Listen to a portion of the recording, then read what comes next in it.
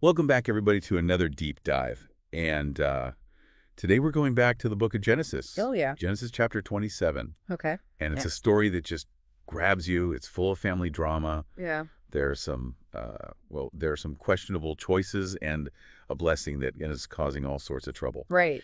We're also going to be looking at a sermon that digs into this story, analyzing this really pivotal moment in the lives of Isaac, Rebekah, and their sons, Jacob and Esau.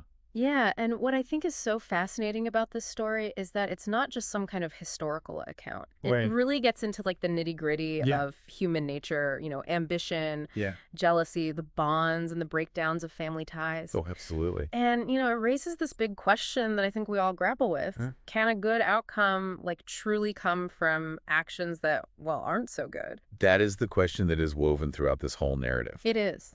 And the scene is set with Isaac, who's getting on in years and losing his sight. Okay. He wants to give his blessing to Esau, his eldest son, Right. which was a tradition that carried huge weight back then. Mm-hmm. We're talking about transferring leadership favor, even a kind of spiritual inheritance. Absolutely. Isaac tells Esau to go hunt, cook up a tasty meal, and then he'll get the blessing.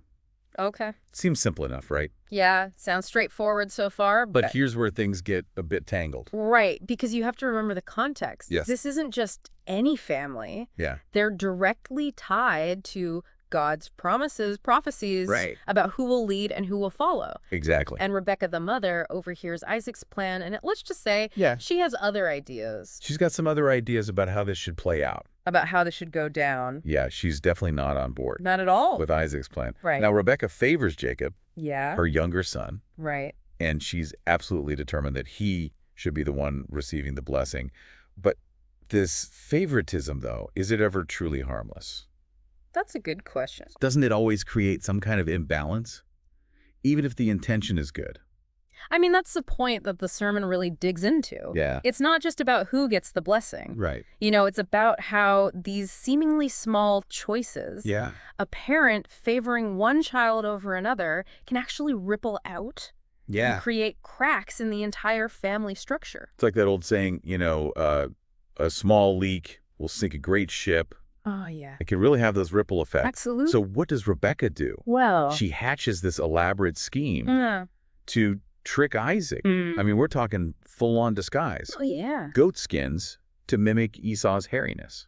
Wow. Esau's clothes, the So works. It's a whole production. She even cooks the meal herself Uh-huh. to make sure everything is absolutely perfect. Wow, she's going all out. Yeah. And what's interesting is that Jacob, while he hesitates at first, Yeah. doesn't question whether what they're doing is right. Right. He's more worried about getting caught, which makes you wonder, what does that say Yeah, what does that say? about their family dynamics? Right. That Yeah. this kind of deception is even on the table as an option. It makes you wonder if this has happened before. Yeah. If this is a pattern of behavior. Right, exactly.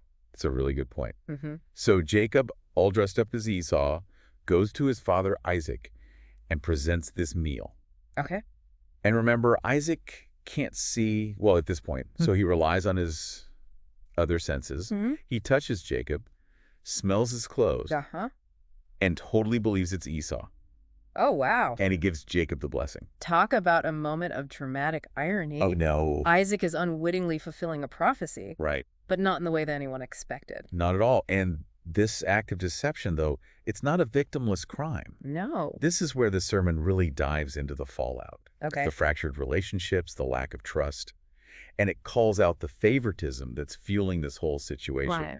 Isaac toward Esau, Rebekah toward Jacob. They've created this environment where honesty and open communication have just gone out the window. And that's a key takeaway here, I think. Yeah. This episode reveals a deeper dysfunction, Yeah. a lack of unity at the very core of their family. Yeah. You can almost see it as a house of cards, one act of deception, and the whole structure starts to crumble. Yeah. And we've seen this play out time and time again in history. No, absolutely. That these seemingly small choices can have these huge repercussions and these ripple effects. That's right. And it makes you wonder, how often do we do this in our own lives? Right? Are we aware of the little choices that we make Yeah. and how they might be affecting the people around us, even if we have good intentions? Exactly, because sometimes those good intentions can lead to some pretty unintended consequences. Absolutely. And I think that's something that this story really forces us to confront.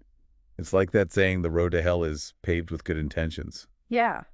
Rebecca thought she was acting in Jacob's best interest. But the consequences were anything but good. They really were. But the sermon doesn't just stop at pointing out the family drama. Right. It goes deeper, raising these thought-provoking questions about God's role in all of this. Yeah, and that's what makes the story so compelling, right? It's not just a human story. Right. It's intertwined with the divine. Yes. You know, the sermon explores the concept of divine providence, this idea that God has a plan, a purpose that's unfolding, Yeah. even when we can't see it. So even though Jacob gets the blessing through deception, Right.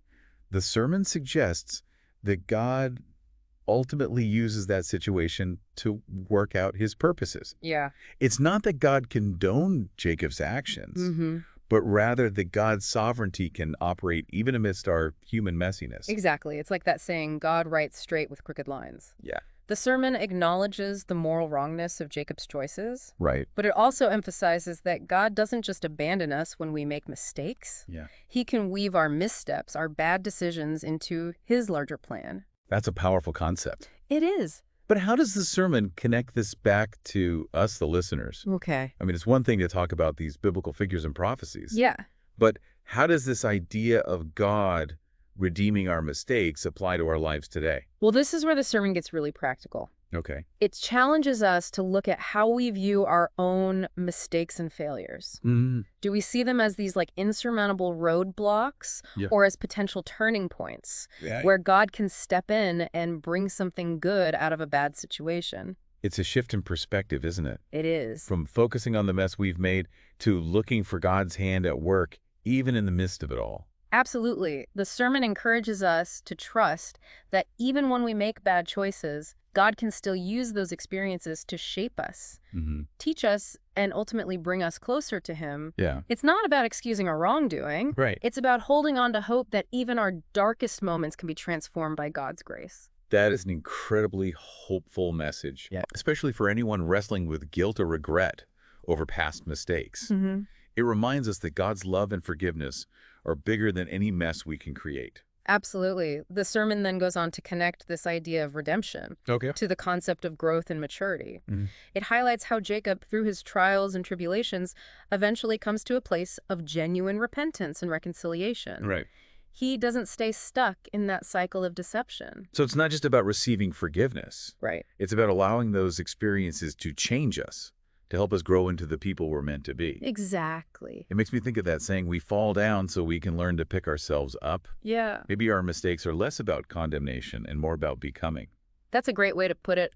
Our missteps, while painful, can act as catalysts for growth. Right. Forcing us to face our weaknesses and rely on God's grace to transform us. It's in those moments of wrestling, of confronting our flaws, that we often experience the most profound change. So instead of viewing challenges as punishments, We can see them as opportunities for growth and spiritual development. Yeah. Almost like those refining fires that make us stronger and more resilient. Absolutely.